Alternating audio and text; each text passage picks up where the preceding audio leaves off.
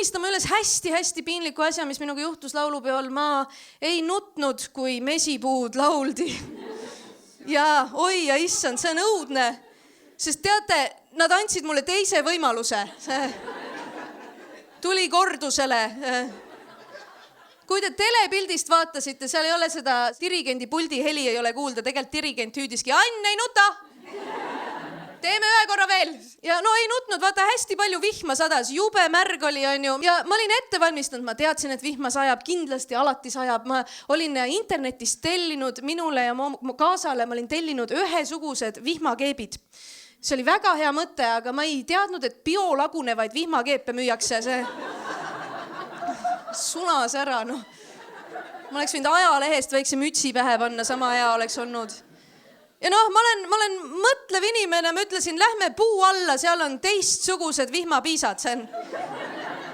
Teate, need suuremad, aga tuleb vähem, see on siuke huvitav. Ja no, meil oli tõesti ebamugav olla, vihma tuli igalt poolt, me hakkasime korda mööda alla andma oma kaasaga. Tema andis esimesena alla ja ta annab teistmoodi alla kui mina. Ta seisis seal puu all, hingas sügavalt, ütles, oi... Tead, ma võin siia surra ka. Mina ütlen, tead mis, mul on kotis pusa. Jah, see on riidest kotis. Ma hoolin keskkonnast, see on läbi märg. Aga paned selga, võib-olla on nagu sossu ja märg ja noh. Ta millegi tõttu panigi selle selga.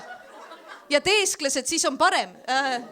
Mis oli väga armas temast. Ja siis, kui me olime sellega tegelenud, siis oli minu kord alla anda.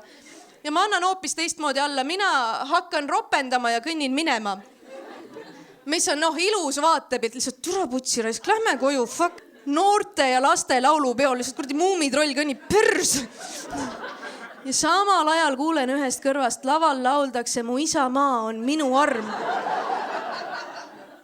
Selle laulu ajal ei tohi kõndida.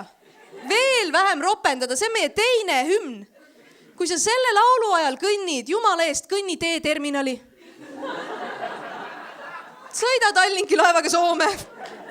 Võta Soome pass, neil on üks hümn. Seda sa tead.